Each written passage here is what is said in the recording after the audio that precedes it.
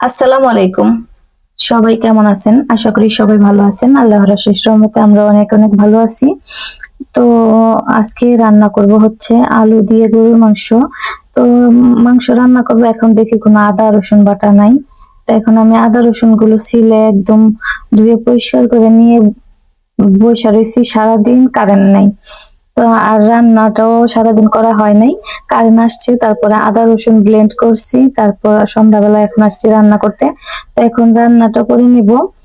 তো রান্না করতে করতে মানে রান্নাটা প্রায় শেষের পথে, তখন সন্ধ্যাবেলা আবার কারেন্ট চলে গেছে।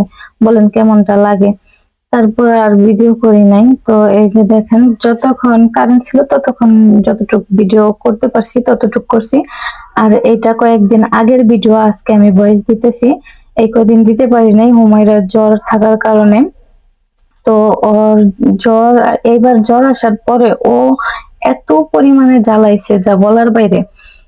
একদম কাছে থেকে একটু সরতেই দেয় নাই, এত কান্নাকাটি করছে।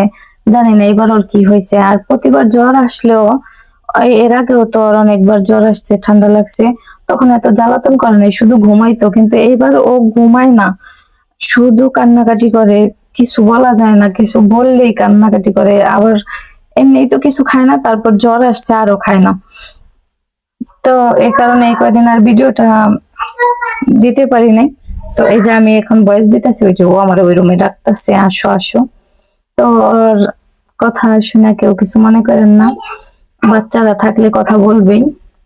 তো সবাই আমার বাচ্চাদের জন্য দোয়া করবেন, আল্লাহ যেন ওদের ভালো রাখে, সুস্থ রাখে। আর চেষ্টা করবো এখন থেকে কন্টিনিউ করার, আর আপনাদের সাথে সবকিছু শেয়ার করার চেষ্টা করব। তো এই যে আমার রান্নাটা প্রায় শেষের দিকে, আর একটু ঝোলটা শুকাইলে তারপর নামাই নেব। তো এই ঝোল শুকাইতে যাই কারেন্ট চলে গেছে।